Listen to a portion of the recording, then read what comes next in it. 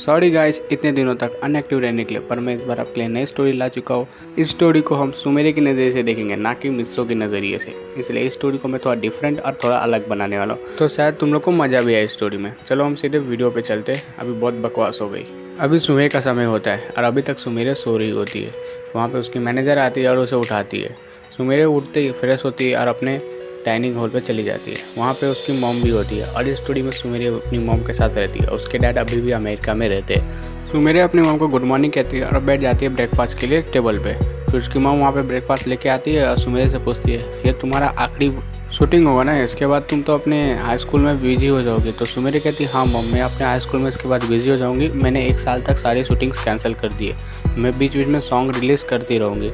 सुमेरे की मॉम कहती है, ये लॉकेट मुझे कल मिला सफाई करते वक्त, लगता है तुम्हें इसकी अब ज़रूरत नहीं है। सुमेरे कहती है, मॉम ये मेरे लिए बहुत कीमती है, प्लीज़ आप इसे मत फेंकिए।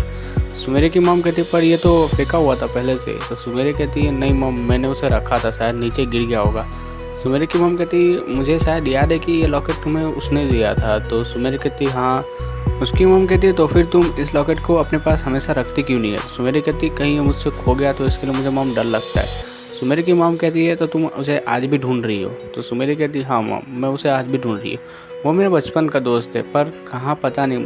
सुमेरे की मॉम कहती है, पर ढूंढना बहुत मुश्किल होगा उसे, क्योंकि ना तुम्हें उसका नाम पता है ना कुछ पता है, फिर भी तुम उसे ढूंढती रहती हो। सुमेरे कहती है, मुझे नाम तो नहीं पता उसका पूरा, पर मुझे इतना पता है कि उसका नाम एम से शुरू होता था, ऐसे ख़त्म होता था। क्योंकि हम तभी बहुत छोटे थे, इसके लिए मुझे उसका पूरा नाम तो याद नहीं है, पर मैं उसे ढूंढ लूँगी इसी सहारे।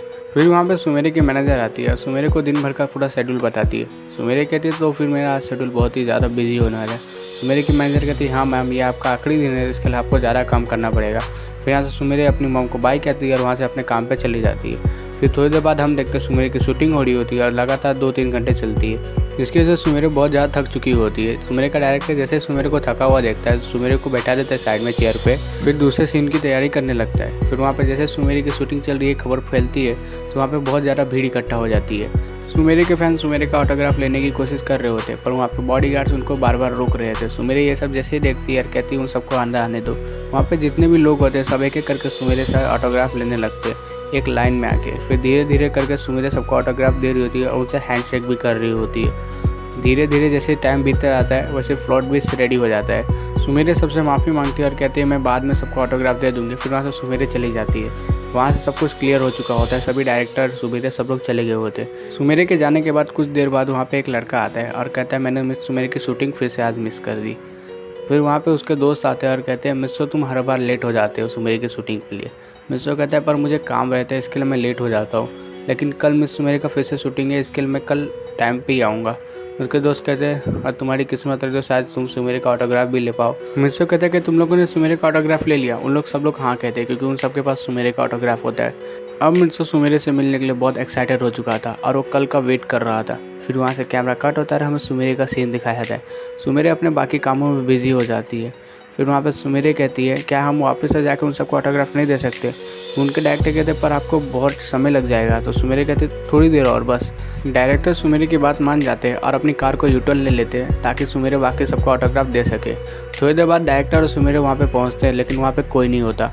सुमेरे वहाँ से वापस ही जा रही होती है तो सुमेरे को किसी की आवाज़ सुनाई देती है। वहाँ पे 2-3 लड़के होते जो एक लड़के को कह रहे होते, तू आज फिर से सुमेरे का ऑटोग्राफ नहीं ले पाया, देख हम लोग के पास सुमेरे का ऑटोग्राफ है। फिर वो कहता है, मैं भी कल सुमेरे का ऑटोग्राफ जरूर लूँगा, मिस सुमेरे ने वादा किया वापस यहाँ पे आएगी। फिर उसमें से एक लड़का कहता है कि मिस सुमेरे की शूटिंग खत्म हो जाएगी और मिस सुमेरे अपने स्कूल में पढ़ने के लिए चली जाएगी, इसके लिए तू उम्मीद रखना बंद ही कर दे, क्योंकि मिस सुमेरे 1 साल बाद वापस से फिल्म करियर में जाने वाली है। फिर वो दोनों बच्चे उस लड़के को चिढ़ा रहे होते और हमें पता चलता है कि वो और कोई नहीं, अपना मिस्सो ही होता है। और वो दोनों लड़के कौन हो सकते हैं, आपको पता चल ही गया होगा।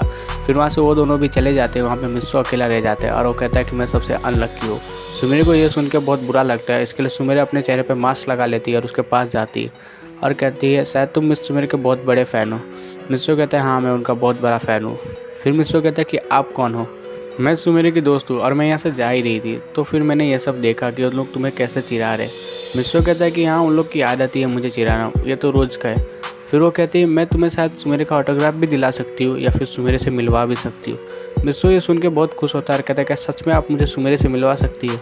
हाँ सच में मैं तुम्हें सुमेरे से मिलवा सकती हूँ, लेकिन तुम्हें इसके लिए एक शर्त माननी होगी। मिस्सो कहता है, शर्त? कैसी शर्त? फिर मिस सुमेरे कहती है कि तुम्हें ये बात किसी को नहीं बतानी होगी कि तुम मुझसे मिले थे। मिसो कहता है मैं वादा करता हूँ ये बात किसी को नहीं बताऊँगा। फिर मिसो कहता है कि आपका नाम क्या है। सुमेरे कहती है जो तुम चाहो वो नाम रख सकते हो मेरा। फिर मिसो कहता है कि क्या मैं आपको पाको बुला सकता हूँ। सुमेरे कहती है अच्छा नाम लग रहा है सुनने में, इसलिए तुम मुझे बुला सकते हो। फिर वहाँ से सुमेरे कहती है मैं आज तुम्हें सुमेरे से मिलवा तो नहीं सकती, लेकिन मैं तुम्हें उसका ऑटोग्राफ ज़रूर दे सकती हूँ, रुको 1 मिनट मैं लेके आई। मिस सुमेरे अपने कार के पास जाती है और अपना ऑटोग्राफ साइन करके ले आती है। मिसो को तो विश्वास ही नहीं हो रहा था कि वो मिस सुमेरे का ऑटोग्राफ इतनी जल्दी ले आए। मिसो वो ऑटोग्राफ लेता है और सुमेरे को शुक्रिया अदा कहता है और वहाँ से जाने लगता है। फिर सुमेरे कहती है सुनो, तो मिसो कहता है हाँ। तो सुमेरे कहती है शायद हम दोनों आप दोस्त थे, तो क्या तुम मुझे अपना नंबर दे सकते हो। मिसो कहता है मेरा नंबर, ठीक है। तो मिसो जो है ना मिस सुमेरे को अपना नंबर दे देता है और वहाँ से चला जाता है। फिर मिस सुमेरे अपने कार में जाकर बैठ जाती है। फिर मिस सुमेरे की मैनेजर कहती है लगता है मिस सुमेरे आप बहुत इन्जॉय कर रही थी उसके साथ रहना। तो मिस सुमेरे कहती है हाँ मुझे कुछ ऐसा लग रहा है कि मैं उसे जानती हूँ, पर मैं उससे पहली बार मिली हूँ। जब मैं उससे बात करी थी ऐसा लग नहीं रहा था कि मैं उससे पहली बार बात करी हूँ, जैसा लगा था मैं किसी अपने पुराने दोस्त के साथ बात कर रही हूँ। तो आगे की स्टोरी अब बहुत ही ज़्यादा अलग होने वाली है। शायद मैं पहला यूट्यूबर हूँ जिसने सुमेरे के पर्सपेक्टिव से ये वीडियो बनाई है। आगे की स्टोरी सारी सुमेरे की नज़रिए से होने वाली है। इसके लिए स्टोरी को मैंने थोड़ा अलग और डिफरेंट बनाया। चैनल पे नए तो चैनल को सब्सक्राइब करो, वीडियो को लाइक करना तो भूलना मत। चलिए take care and bye bye.